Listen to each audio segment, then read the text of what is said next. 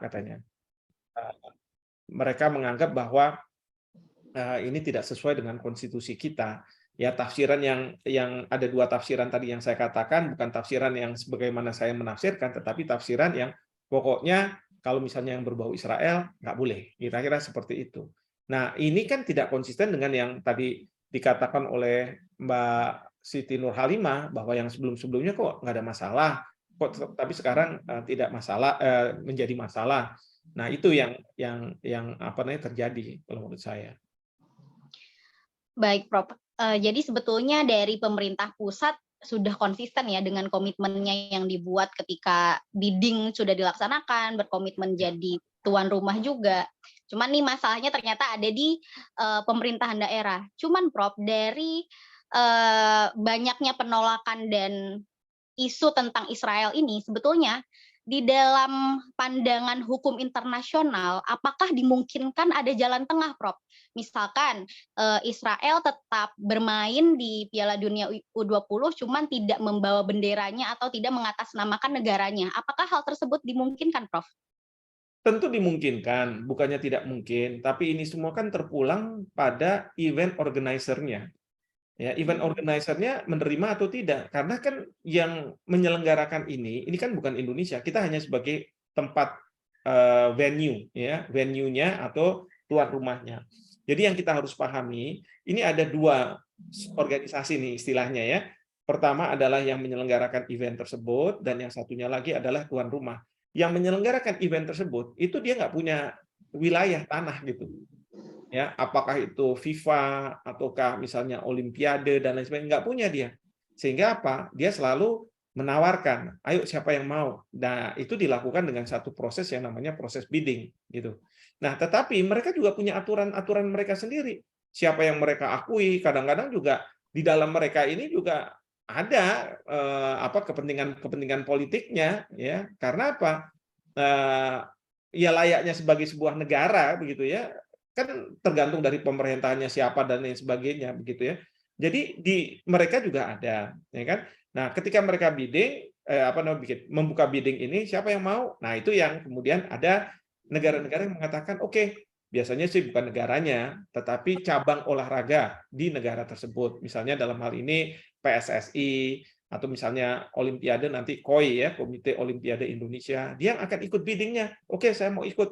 Tetapi kan KOI juga nggak punya wilayah, nggak punya tanah, itu semua adalah tentu negara, dan ini harus didukung oleh negara.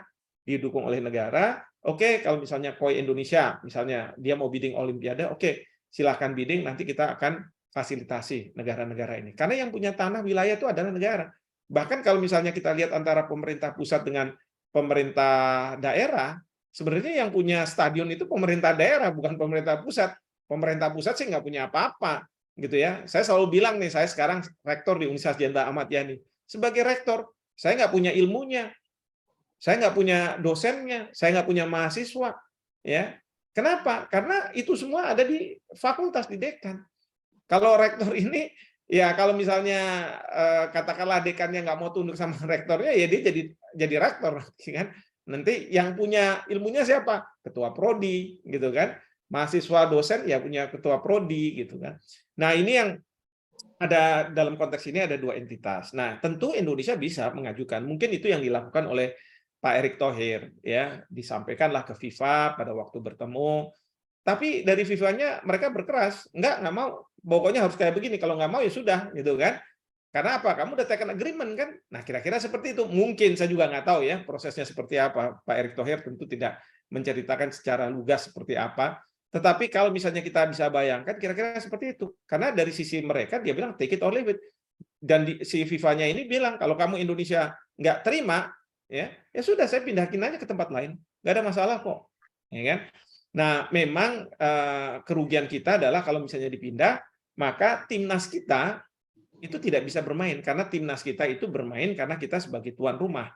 Itu privilege lah, keistimewaan yang diberikan. Nah, jadi kalau misalnya sekarang sudah dipindahkan, berarti ya timnas kita tidak bisa bermain. Oleh karena itu kemarin sudah dibubarkan timnas kita oleh Bapak Presiden ya, ketika Bapak Presiden datang ke GBK. Itu kira-kira ceritanya. Baik, Prof. Jadi sebetulnya jalan-jalan tersebut dimungkinkan ya, Prof. Jika memang disetujui atau dikehendaki juga oleh FIFA selaku penyelenggaranya. Lagi-lagi Betul, Indonesia kan hanya sebagai tuan rumah ya, kayak tempat pelaksanaan aja gitu. Jadi betul. semuanya ini balik lagi tergantung pada kebijakan FIFA yang mungkin sudah diusahakan oleh Pak Erick Thohir, namun kita juga tidak tahu detailnya bagaimana. Cuman Prof, ada pertanyaan lagi Prof, terkait keikutsertaan Israel di dalam Piala Dunia U20 ini. Apakah kita kalau flashback lagi ya Prof, karena kan sebetulnya ini sudah dibatalkan. Cuman apabila kita berandai-andai, eee, ketika si Israel ini atau Indonesia tidak melakukan penolakan terhadap Israel dan Israel nantinya tetap berik tetap ikut serta di dalam perhelatan Piala Dunia, apakah keadaan tersebut menjadikan Indonesia nantinya akan memiliki hubungan diplomatis dengan Israel? Karena kan kita tahu sampai saat ini pun Indonesia tidak mempunyai hubungan diplomatik dengan Israel. Apakah mungkin, Prof, dengan Indonesia tidak menolak Israel, jadi nantinya Indonesia artinya berkehendak atau memiliki willingness, political will untuk mempunyai hubungan diplomatik dengan Israel. Bagaimana, Prof? Sama sekali tidak. Kita, Indonesia, konsisten dari waktu ke waktu, dari satu presiden ke presiden berikutnya, selalu konsisten. Kita tidak akan pernah mengakui negara Israel, ya, mempunyai hubungan diplomatik dengan Israel sepanjang Israel tidak mengakui pemerintahan dan negara Palestina. Sepanjang Israel tidak mengembalikan tanah rakyat Palestina ke Palestina. Itu udah konsisten dari waktu ke waktu seperti itu. Ya.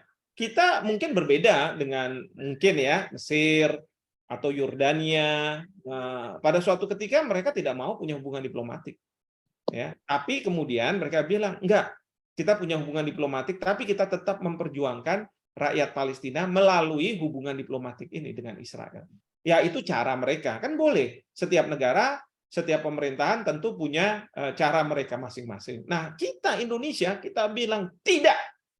Makanya Bapak Presiden mengatakan bahwa perjuangan rakyat Palestina ya tetap kita akan dukung. Tidak ada kompromi terhadap hal tersebut. Itu sudah disampaikan Bapak Presiden juga pada waktu itu. Jadi kita mengatakan nggak ada tuh hubungan diplomatik kita akan cair gitu ya kalau misalnya kita menerima timnas dari Israel. Kalau misalnya kayak begitu timnas Israel sebelumnya harusnya udah cair juga dari dulu. Kan enggak. Kita konsisten. Pemerintah Republik Indonesia, siapapun presidennya konsisten dengan rakyat Palestina sebelum Israel mengakui negara Palestina, pemerintahan Palestina, mengembalikan tanah kepada rakyat Palestina, maka Indonesia kita tidak akan mempunyai hubungan diplomatik dengan Israel. Meskipun kita tahu Israel sih kepingin banget punya hubungan diplomatik dengan Indonesia. Mereka punya yang namanya Abraham Accord. Abraham Accord itu dia pergi ke berbagai negara Timur Tengah untuk yang berpenduduk Islam untuk kemudian melakukan normalisasi hubungan antara negara-negara tersebut dengan Israel. Kita nggak mau. Mungkin ada kali pejabat-pejabat pemerintah yang mau diajak untuk itu, kita tidak mau. Jadi itulah yang kemudian Bapak Presiden mungkin mengatakan bahwa dalam konteks seperti ini, jangan kemudian masalah olahraga dicampur adukan dengan masalah politik. Masalah olahraga tidak kemudian membuat kita menjadi mendowngrade, ya, merendahkan posisi yang selama ini kita sudah kuat bahwa kita tidak akan mengakui memiliki hubungan diplomatik dengan Israel sebelum Israel mengakui rakyat pemerintahan negara Palestina. Seperti itu.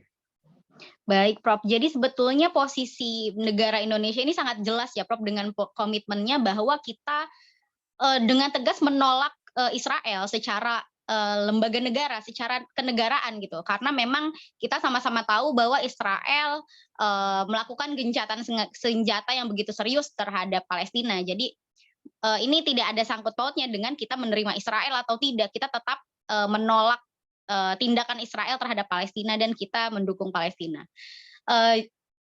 Ada juga Prof, pandangan beberapa pihak bahwa FIFA ini terkesan kok kayaknya nggak adil atau pilih kasih gitu, Prof. Karena kita juga tahu kan, FIFA itu sebelumnya pernah memban suatu negara juga, yaitu Rusia. Di mana FIFA menyatakan bahwa Rusia tidak diperkenankan untuk mengikuti acara FIFA dimanapun. Nah, lalu kenapa ketika Indonesia tidak menghendaki Israel, kok kayaknya FIFA ini seakan-akan menutup mata gitu dengan penolakan-penolakan yang ada di Israel. Mungkin ini balik lagi tadi seperti yang Prof katakan, tergantung event organizer-nya ya, Prof. Nah Bagaimana, itu Prof? udah dijawab sendiri sama nggak usah saya jawab, kan dua entitas yang berbeda. Ya kalau Oke, kita oke. mau kita bilang jangan kayak gitu dong FIFA, ya udah kita masuk dalam situ, ya Betul. negara-negara Timur Tengah masuk ke situ, ya yang jadi kalau misalnya dalam hukum itu ada istilah, bukan istilah, salah satu teori yang disebut sebagai critical legal studies, ya CLS. Intinya adalah ya kalau yang namanya lembaga itu kan sesuatu yang abstrak. Nah, lembaga ini akan berwarna tergantung dari siapa yang menang memegang kekuasaan di negara tersebut. Ya, misalnya hari ini PDIP di parlemen, presidennya dari PDIP, harusnya undang-undangnya nanti warnanya merah, gitu kan? Kalau Demokrat warnanya biru, gitu kan? Kalau kalau PKS nanti yang syariah. Nah, ini yang critical legal studies itu mengatakan, ya. Nah, dalam konteks seperti itu, ini kan organisasi-organisasi event organizer keolahragaan ini juga sama seperti itu, tergantung siapa yang duduk di situ, dan itu politis, ya kan? Kalau misalnya coba aja lihat di PSSI siapa yang duduk di situ, nanti kita tahu rentetannya warnanya kayak gimana, gitu kan? Kalau Pak Erick Thohir nanti gimana, gitu kan? Ini gimana? Kita udah tahu kayak gitu. Di apa namanya? Jangankan di PSSI aja seperti itu gitu ya. Apalagi di FIFA. FIFA juga kayak gitu. Nanti main politik-politikannya ada. Jangan juga kita naif. Nggak ada main politik-politikan. Nanti kamu nanti pilih si ini ya, dengan mekanisme yang ada. Ya kan? Jadi ya kalau menurut saya mereka kan yang bermain politik gitu ya. Kita juga bermain politik. Cuman kan masalahnya kita itu tergantung pada FIFA. Karena kita bidding gitu loh. Bukan FIFA yang datang ke kita, Indonesia, kamu ya jadi tuan rumah, tolong nanti gini-gini. Kalau misalnya seperti itu, kita akan bisa bilang, ya, oke, saya jadi tuan rumah ya, tapi saya minta ini, saya minta ini, saya minta ini. Kalau nggak mau, saya nggak usah. Artinya posisi tawar kita lebih kuat. Jadi kalau misalnya perjanjian, kalau ini kan banyak yang belajar hukum di sini ya, intinya adalah kesepakatan harus ada. Tetapi secara sosiologis, misalnya produsen dengan konsumen posisi tawarnya pasti rendah. Ya, bank dengan nasabah pasti nasabah rendah. Ya, majikan dengan tenaga kerja pasti tenaga kerja lemah, gitu kan? Nah, kalau yang lemah kan gampang didikte. Ya harus begini, kalau enggak ya udah nggak usah, take it or leave it. Nah, mungkin dalam posisi FIFA karena Indonesia yang bidding, dia ikut bidding gitu ya untuk jadi tuan rumah melawan dari beberapa negara. Ya sekarang tinggal dari FIFA-nya, saya menangkan kamu, tapi syaratnya syarat saya, bukan syarat kamu, gitu kan? Nah itu yang juga harus dipahami kalau menurut saya. Baik, Prof. Jadi sebetulnya di sini lobby-lobby politik atau diplomasi berperan sangat penting juga ya, Prof. Kalau Iya. emang kita pengen yang kita mau itu dituruti sama FIFA gitu. Karena kan harusnya kita yang membujuk gitu ya, Prof. Bisa dikatakan seperti Ya, itu. kita yang membujuk, dan itu yang saya katakan di awal tadi, bahwa Pak Erick mungkin saja sudah mencoba membujuk, udahlah, ya FIFA kamu tetap nih jalankan. Nanti misalnya kalau ada timnas Israel, biar nanti kita buat, katakanlah di Singapura, nanti saya kontak deh Singapura misalnya gitu ya, bisa juga. Atau misalnya udah deh Israel boleh main di tempat kita tapi nggak usah pakai bendera ya dan lain sebagainya, ini masalah keamanan yang kita harus perhatikan dan lain sebagainya, kan bisa ngomong kayak begitu. Tapi masalahnya FIFA-nya mau terima nggak? Kalau misalnya FIFA-nya nggak, saya nggak mau, masa terus kemudian Pak Erick Thohir merengek-rengek gitu kan, ya nggak mungkin juga. Kita juga negara berdaulat, ya sudah nggak diterima ya sudah kita sudah menganggap sudah bernegosiasi tidak berhasil, ya pulang. Baik, siap, Prof. Prof, kita kan istilahnya nih terkait Piala Dunia U20 ini tuh sangat ramai sekali ya, Prof, dibicarakan, bahkan dari orang-orang yang bisa dikatakan kurang tahu sepak bola pun sampai mendengar dan ikut tertarik, ini sebenarnya ada kejadian apa sih? Kok rame-rame banget gitu. Banyak konferensi pers di mana-mana, presiden juga beberapa kali menyatakan sikapnya, dan isu-isunya tuh terus berkembang bahkan sampai hari ini. Sebetulnya jika kita berkaca nih Prof ke Winter Olympic yang pernah diselenggarakan di Beijing, China. Situ kan kalau nggak salah salah satu pesertanya juga ada Ukraina dan Rusia, di mana Cina ini kan sebenarnya condongnya ke Rusia ya Pak, tapi Ukraina dan Rusia di situ tetap ya udah seperti biasa aja sebagai peserta bermain. Jadi si Beijing ini ternyata bisa menyelenggarakan Winter Olympic yang begitu profesional. Nah, sedangkan di Indonesia ini nih ada nih penolakan-penolakan terhadap negara tertentu yang mana hal ini Israel, dan akhirnya berujung ke dibatalkannya Indonesia sebagai tuan rumah. Tapi Prof, sebetulnya bagaimana sih pandangan dunia internasional terhadap polemik antara Israel dan Palestina, Prof, sebetulnya? Ya, sebetulnya kalau misalnya ditanya Palestina dengan Israel, tentu dunia terpecah menjadi dua. Ya, intinya adalah ada yang mengakui Israel sebagai sebuah negara. Ya, karena Israel ini kan sebenarnya Zionis gitu ya. Zionis ini ada di Eropa, lalu 1917 kalau saya nggak salah itu ada Balfour Declaration. Ya, Balfour Declaration ini yang mengatakan bahwa pokoknya nanti para Zionis kamu bisa ada di tanah Palestina. Padahal pada waktu itu Inggris belum menjajah loh, belum menjajah Palestina, tapi udah dikatakan seperti itu. Nanti kita fasilitasi kamu ada di sana.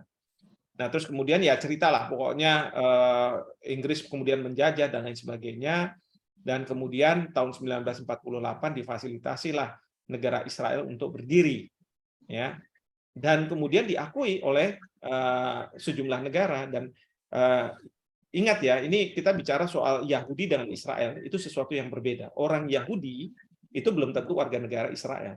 Orang Yahudi bisa warga negara Amerika Serikat, bisa warga negara Inggris, dan lain sebagainya. Nah, Israel itu adalah sebuah negara.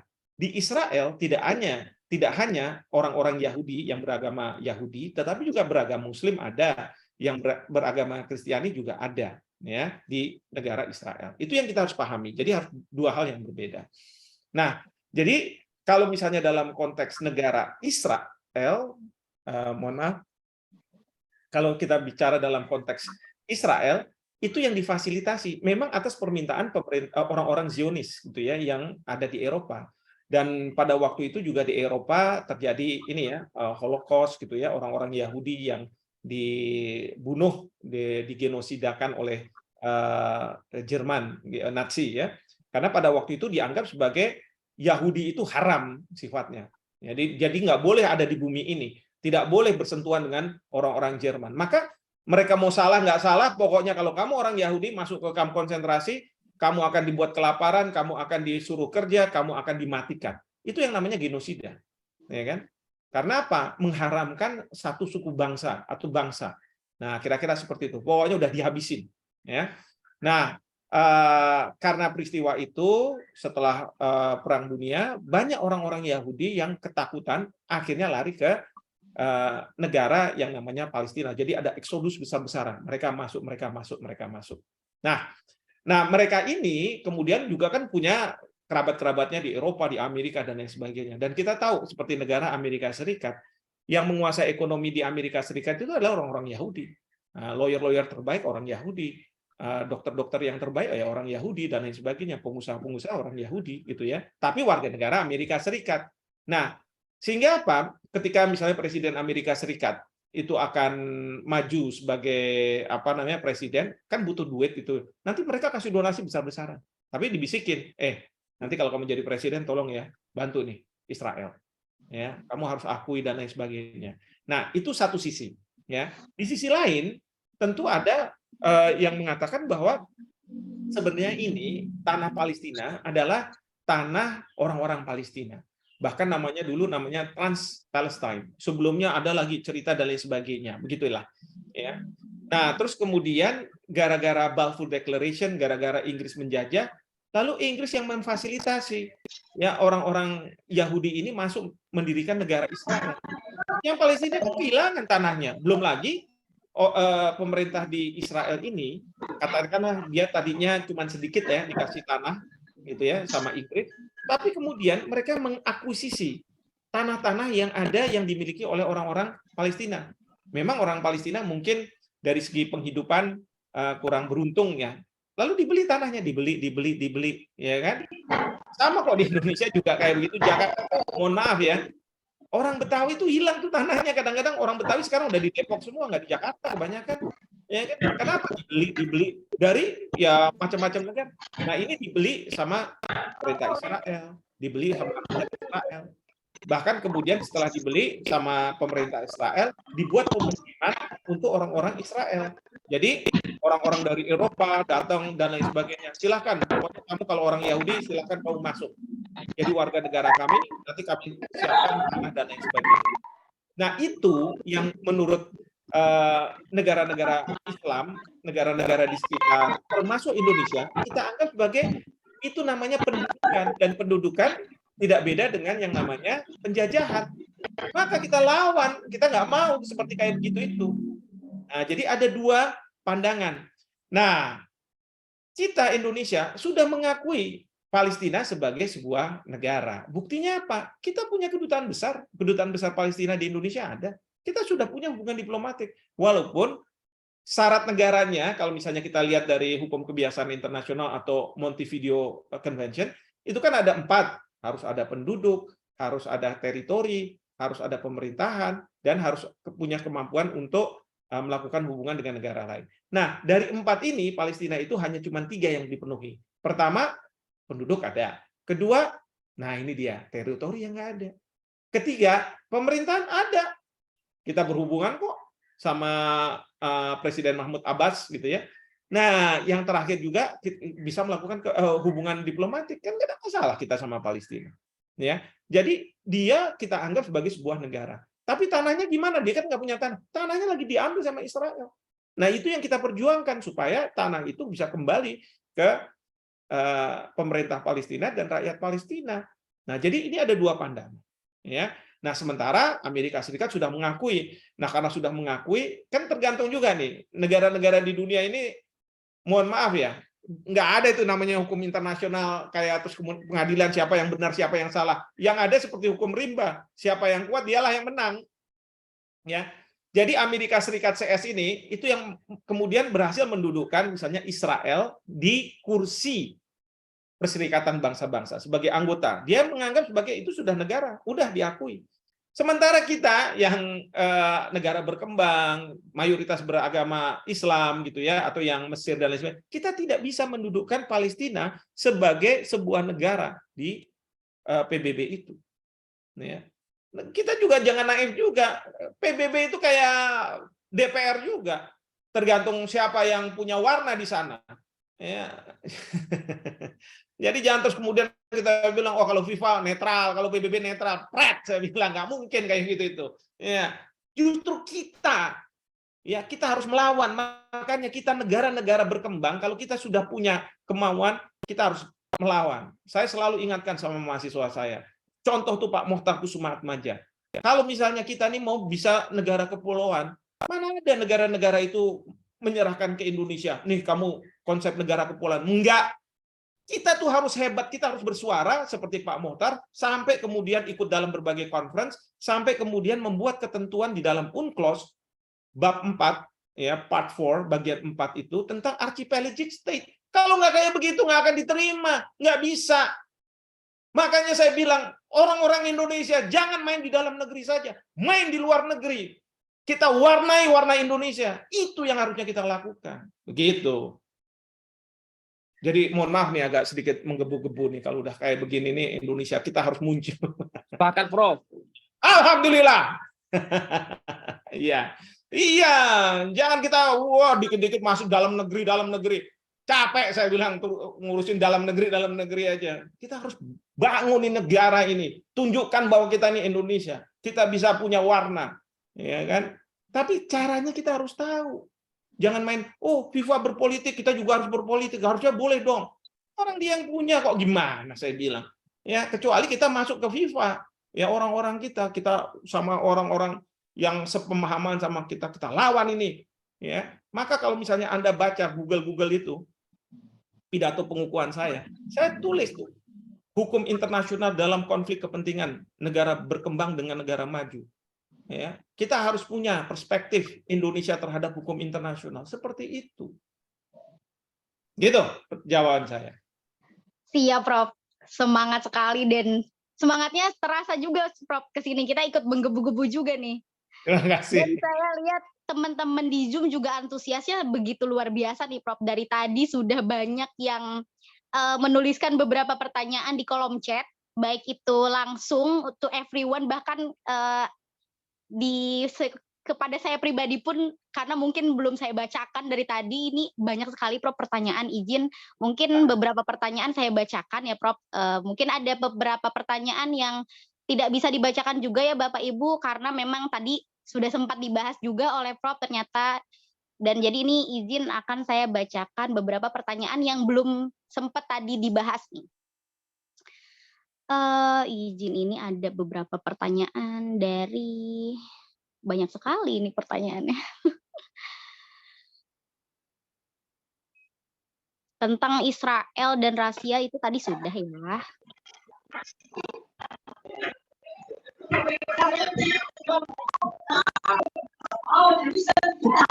Izin, Prof, ini ada pertanyaan dari Muhammad Ramli Al-Ghifari. Pertanyaannya, izin bertanya terkait dengan surat resmi FIFA pembatalan Indonesia jadi tuan rumah U20 yang isinya situasi sekarang tanda kutip. Apakah yang dimaksud FIFA dengan situasi sekarang tersebut? Mohon penjelasannya, Prof.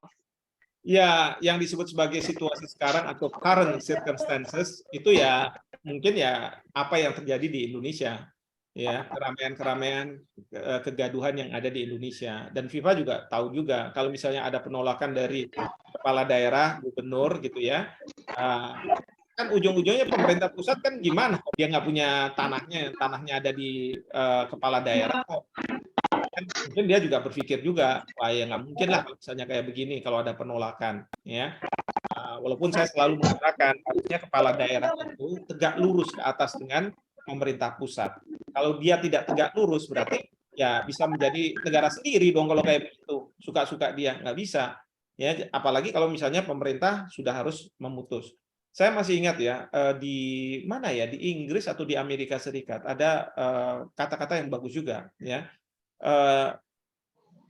Apa namanya, kesetiaan saya terhadap partai politik berhenti ketika saya sudah menjabat sebagai pejabat negara. Ya, jadi kita ini ya, kalau misalnya kita ini dari berbagai macam partai politik, lalu kemudian kita sudah masuk di dalam struktur pemerintahan sebagai pejabat gitu ya, ya tentu kita harus tegak lurus loyalitas kita ke siapapun yang menjadi misalnya presiden, siapapun yang menjadi kepala daerah. Nggak boleh misalnya karena saya dipilih oleh warnanya biru, sementara presidennya warna merah, saya pasti mau gagalkan, nggak boleh.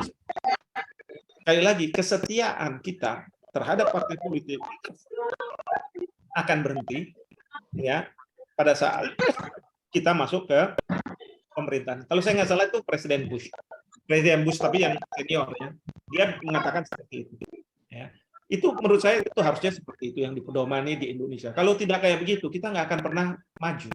Karena apa? Setiap kali nanti presidennya warnanya apa, ininya warnanya apa, presiden warnanya apa, di bawah walaupun satu partai tapi warnanya apa, susah gitu.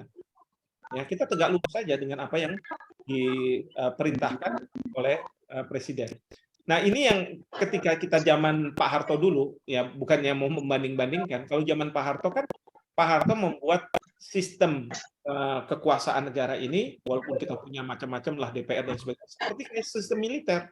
Jadi, Panglima itu bintang 4, Gubernur itu bintang 2, Bupati itu kolonel, ya kira-kira seperti itu. Jadi kalau misalnya di sini bilang A, di bawah harus bilang A terus. Ya, nggak boleh misalnya A terus kemudian B, C, nggak bisa. Ya, tapi kan kadang-kadang kita lupa karena dalam demokrasi ini mungkin aja bupati, gubernur mengatakan saya kan dipilih oleh rakyat saya, ya, saya kan nggak dipilih oleh bapak sebagai presiden. Kalau dulu kan zaman Pak Harto dipilih oleh DPRD, lalu kemudian presiden punya hak prerogatif untuk menunjuk siapa yang mau dia pilih gitu kan. Nah, tapi kalau sekarang kan enggak. Tapi menurut saya nggak boleh kayak begitu. Karena kita dalam konteks negara kesatuan Republik Indonesia. Kecuali kalau kita sistem negara federal ya. Kalau negara federal sih memang kayak di Amerika Serikat itu kepala pemerintahannya bisa membuat aturan-aturannya sendiri. Maka kalau di Amerika Serikat hukum di New York itu berbeda dengan hukum yang ada di Texas gitu ya. Maka kalau kita jadi pengacara, saya diizinkan untuk beracara di mana? Di Texas atau misalnya di New York, dan belum tentu saya kalau diizinkan di New York bisa beracara di Texas. Bahkan kalau di Amerika Serikat itu ada istilah ekstradisi antar negara bagian. Ya, makanya kalau kita nonton film penjahat itu kubut-kubutan supaya dikejar-kejar polisi supaya masuk ke negara bagian lain. Karena apa? Kalau udah masuk negara bagian lain, ini polisi ini harus mundur balik, nggak bisa lagi. Ya, kalau di Indonesia kan nggak, kita kepolisian kita itu menganut sistem satu, ya Kapolri paling tinggi, ya Kapolda harus tunduk pada Kapolri, kira-kira seperti itu. Baik, terima kasih Prof. Jadi memang lagi-lagi situasi yang dimaksud oleh FIFA itu ya situasi ya adanya penolakan, adanya berbagai pihak yang belum setuju juga, kepala daerah yang punya stadionnya juga belum sepakat lah untuk menerima Palestina, untuk menerima Israel. Izin Prof, karena ini antusiasnya juga sedang tinggi-tingginya nih dari para peserta. Namun saya ingatkan ya kepada peserta untuk menonaktifkan mikrofonnya ketika Prof sedang menjelaskan. Mungkin untuk para peserta, Bapak Ibu dan teman-teman mahasiswa boleh raise hand apabila ada pertanyaan yang ingin ditanyakan kepada Prof. Karena tadi pertanyaannya sudah banyak banget di kolom chat, cuman sepertinya akan sulit untuk dibacakan. Jadi teman-teman yang punya pertanyaan boleh langsung raise hand saja dan bertanya secara langsung kepada Prof. Biar pertanyaannya juga lebih jelas gitu. Jadi langsung tektok dengan Prof. Boleh ada yang ingin bertanya?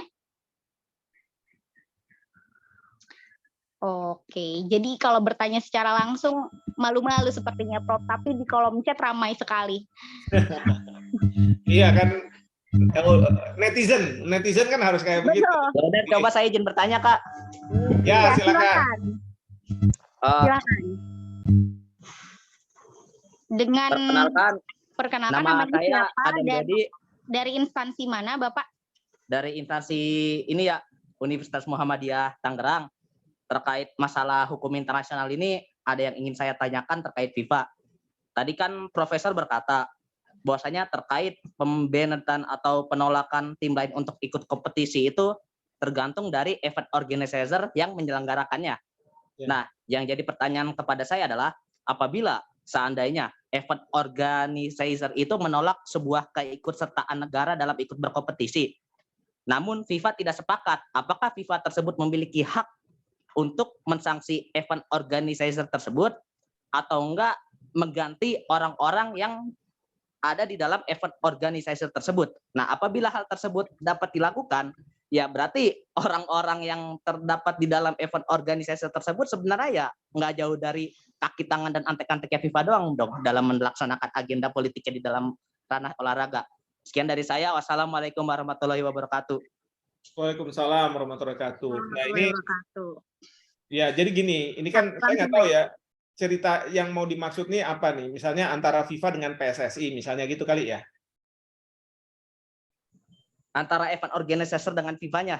Soalnya PSSI event organizer-nya siapa maksudnya event organizer? Misalnya kayak FIFA yang menyelenggarakan yang ingin menyelenggarakan Piala Dunia dan Indonesia sebagai tuan rumahnya, pasti di-handle sama event organizer-nya kan.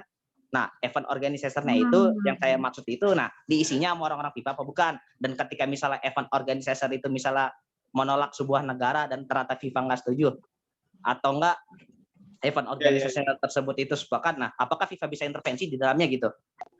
Ini saya harus sampaikan nih Saudara Adam nih ya, event organizer ini bukan kayak wedding organizer gitu ya, suka-suka dari yang mau menikah. Maksud saya event organizer itu adalah event organizer tuh FIFA yang menyelenggarakan kegiatan olahraga misalnya Piala Dunia. Bisa aja sih kalau misalnya event organizer untuk Piala Dunia ini ya misalnya bola itu bisa aja event organizer yang lain. Boleh. Masih ada DP apa? DP kemana? Ya, Jadi salah di bawah di Soris. ini ada yang masuk. Dan mulia bingung kami masalah yang kuliah. Jadi cuma dia atau dia cuma Panitia tolong diingat ya pesertanya.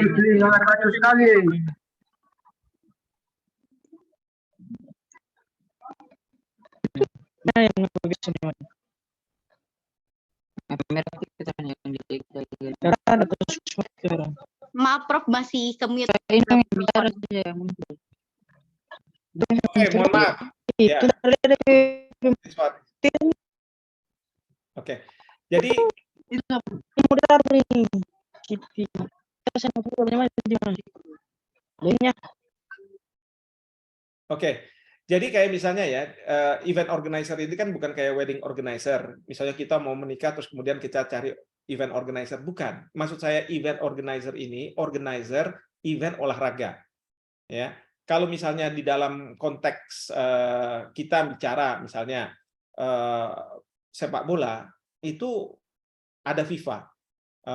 Boleh aja sih kita buat yang lainnya ya, boleh nggak ada masalah. Cuman masalahnya berapa anggota yang akan bertanding di situ, ya kan? Nah itu sebagai event organizer sebuah perhelatan olahraga. Seperti saya mau ambil contoh nih di Amerika, kalau misalnya boxing itu ada World Boxing Association sama yang satunya WBC dengan WBA, World Boxing Association. Itu dua event organizer. Mereka dua-duanya bisa buat champion. Oh, champion nomor 1 ini. Nah, tapi kadang-kadang antar champion ini diadu lagi gitu. Ya.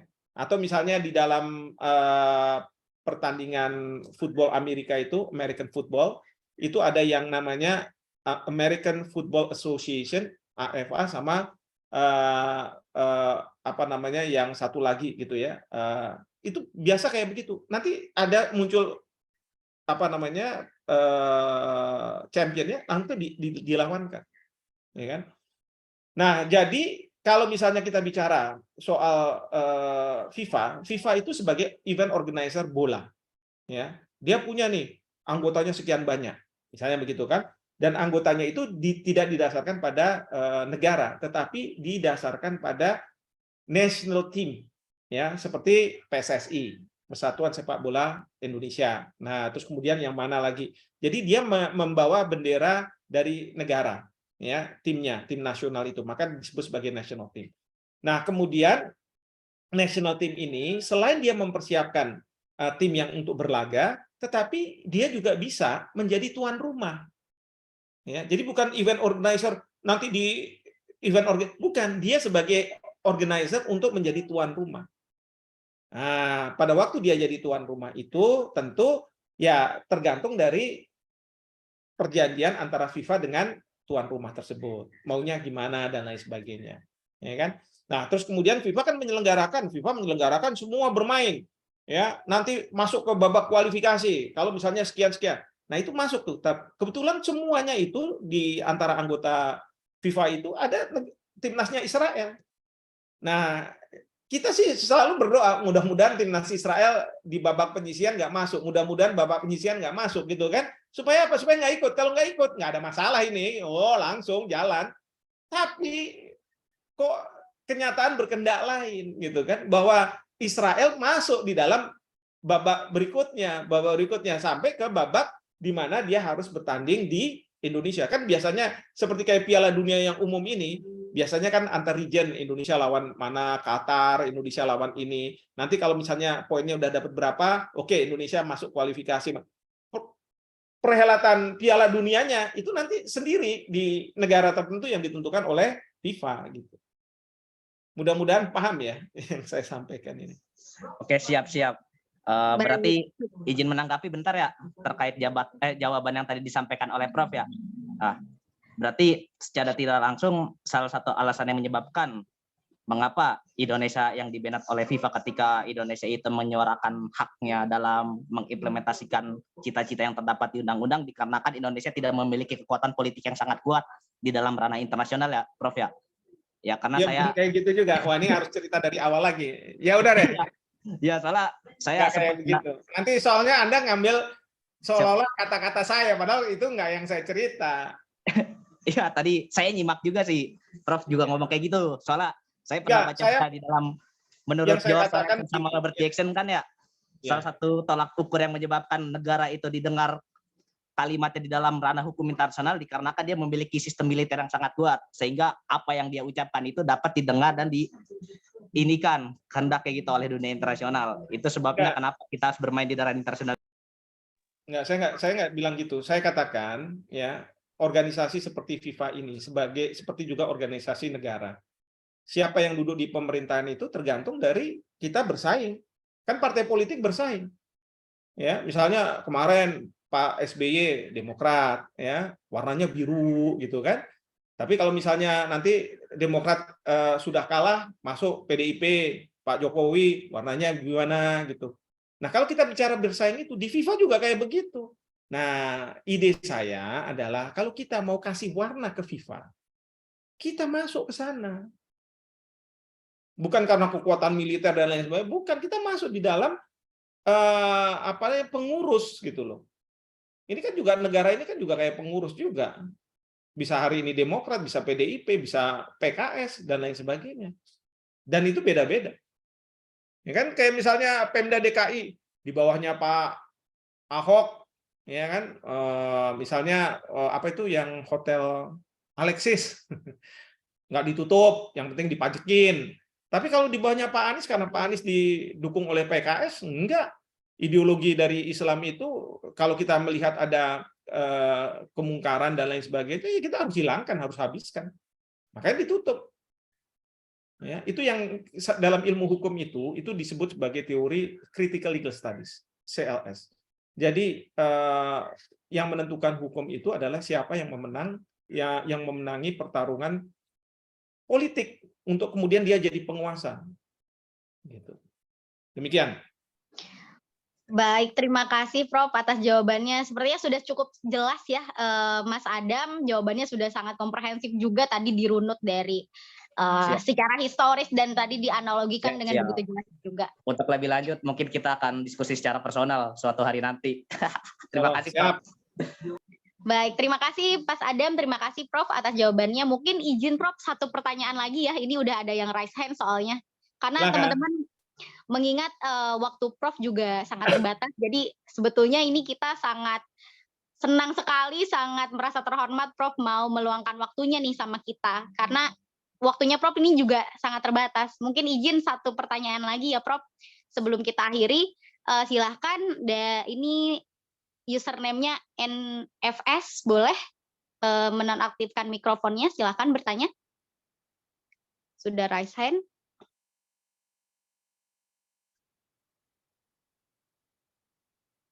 Baik, sudah nonaktif ya mikrofonnya, silakan Bapak, Ibu.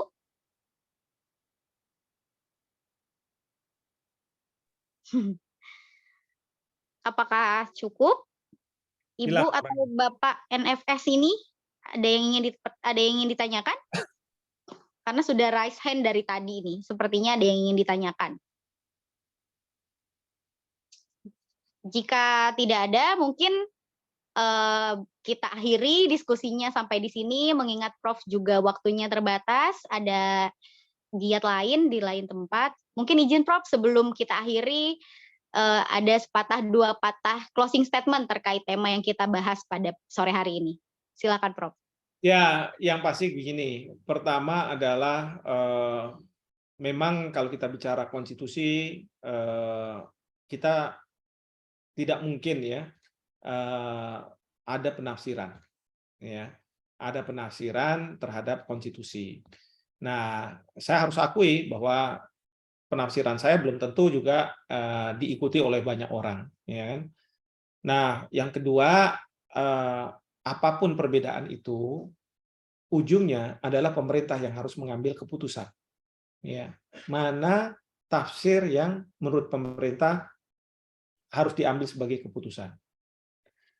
Nah, yang kedua adalah bahwa saya melihat Bapak Presiden sudah menyampaikan sebenarnya jangan dikait-kaitkan antara olahraga dengan masalah politik. Maksudnya beliau adalah kalau kita bicara masalah politik kenegaraan, kita tidak akan pernah berkompromi dengan kehadiran timnas Israel, ya, untuk kemudian mengakui mempunyai hubungan diplomatik dengan Israel. Sama sekali tidak.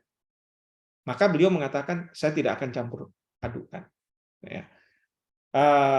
Dan kehadiran timnas Israel juga tidak boleh diinterpretasi bahwa Indonesia akan mendowngrade kebijakan terhadap pemerintah Israel. Lalu yang terakhir yang ingin saya sampaikan, dengan insiden yang sekarang terjadi, maka sudahlah. Mohon maaf saya katakan, kita tidak perlu lagi ikut bidding dalam event-event olahraga internasional.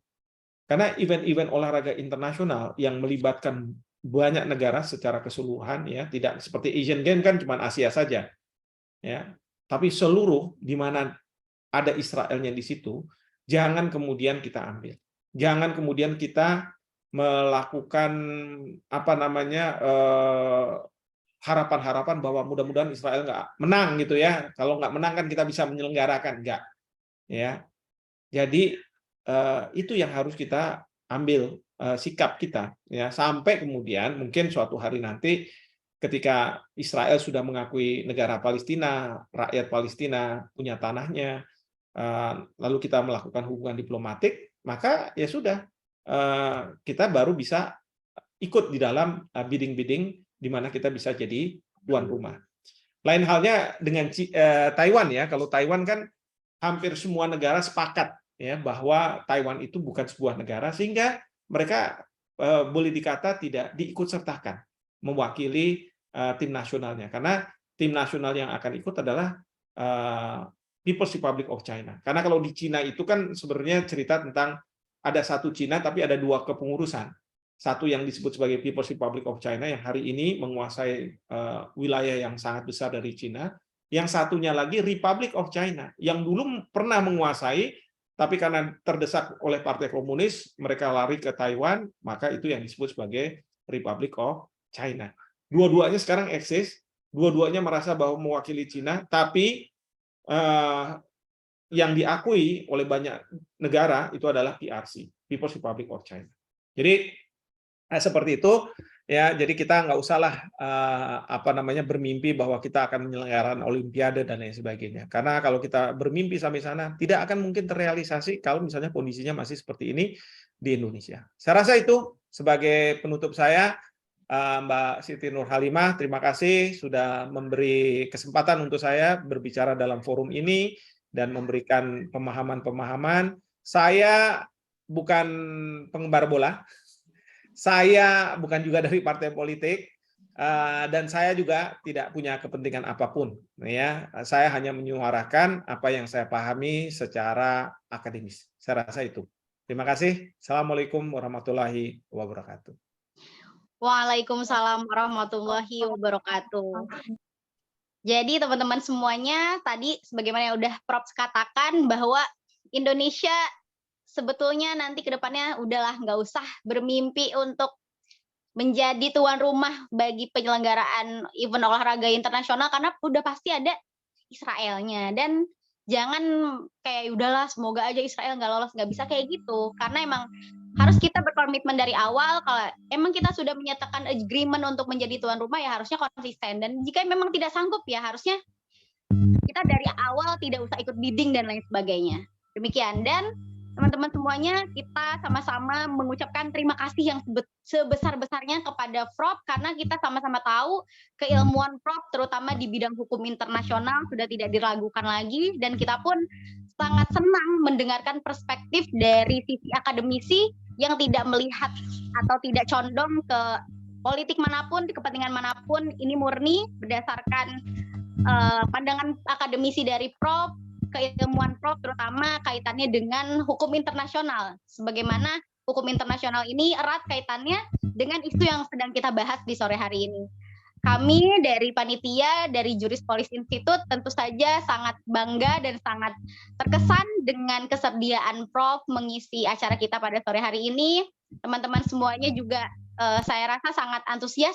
Prof mohon izin sebagai informasi aja, ini sebetulnya agenda ngopi seruput ini kan memang agenda diskusi yang tidak terlalu formal ya. Kita ingin membahas suatu hukum aja agar masyarakat juga tercerahkan dari sisi hukumnya. Dan ini agenda ngopi seruput terramai, Prof. Karena memang ternyata pematerinya juga sangat diidam-idamkan. Kalau mau saya boleh bocorkan sedikit, Prof. Ya. Jadi banyak juga nih teman-teman yang ikut itu ternyata mahasiswa-mahasiswanya atau apa ya yang sangat menggemari Prof gitu. Jadi memang ini sangat ramai sekali dari kalangan mahasiswa terutama. Jadi terima kasih Ya. banyak kepada Bapak Ibu dan para peserta diskusi dan juga terutama terima kasih kami ucapkan kepada Profesor Hikmahanto Juwana SHMH LLM. Ya, terima Saya kasih. tidak bisa berkata-kata lagi. Terima kasih banyak Prof. Selamat sore. Saya lihat ini ada mantan teman saya Ryutaro Siburian. Tadi juga ada Pak Surya Winanto kalau nggak saya salah tadi. Saya mohon maaf tidak bisa menyapa lebih awal karena sibuk tadi menjawab pertanyaan dari Mbak Siti Halimah. Terima kasih semuanya. Assalamualaikum. Baik, Prof. Mohon izin karena pertanyaan-pertanyaan juga sudah dijawab dengan sangat lugas. Diskusi kita juga sangat menarik. Dengan berat hati, saya selaku moderator mengakhiri diskusi kita pada sore hari ini. Sampai jumpa di diskusi-diskusi kita berikutnya, dan kami akan sangat senang apabila Prof nantinya dapat membersamai kami lagi di agenda diskusi Ngopi Seruput seri berikutnya. Mudah-mudahan Prof ada waktu ya. Insya Allah. Insya Allah. Baik, teman-teman semuanya, saya akhiri dengan membaca Alhamdulillah. Wabillahi taufiq wal hidayah. Wassalamualaikum warahmatullahi wabarakatuh. Waalaikumsalam warahmatullahi wabarakatuh. Terima kasih semuanya. Terima kasih. Terima kasih, Prof. Sehat selalu, Prof. Sehat selalu, Prof. Terima kasih, sehat semua. Ya, Ryutaro. Ya, mari semuanya. Ada Pak Febri juga di sini. Siap. Izin duluan ya. Mari. Baik, Prof. Selamat sore. Terima kasih.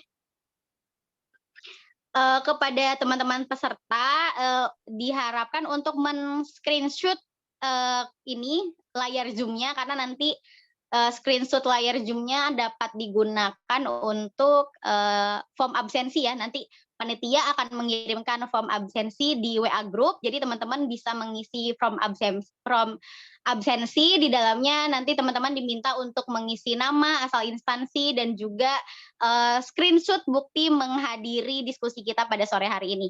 Demikian. Terima kasih banyak teman-teman atas antusiasnya. Jangan lupa di-share dan di-upload di sosial media teman-teman, dan jangan lupa tag Instagram Juris Police Institute. Baik, terima kasih. Selamat sore semuanya. Wassalamualaikum warahmatullahi wabarakatuh. Waalaikumsalam. Waalaikumsalam. Waalaikumsalam warahmatullahi wabarakatuh. Ya, izin kita akhiri Zoom-nya ya teman-teman, Bapak-bapak, Ibu-ibu. Terima kasih Bapak Yutaro Siburian, terima kasih Pak Dadang, terima kasih Mas Adam, Mas Ramadan, dan lain-lain semuanya. Terima kasih banyak. Izin kami akhiri Zoom-nya ya.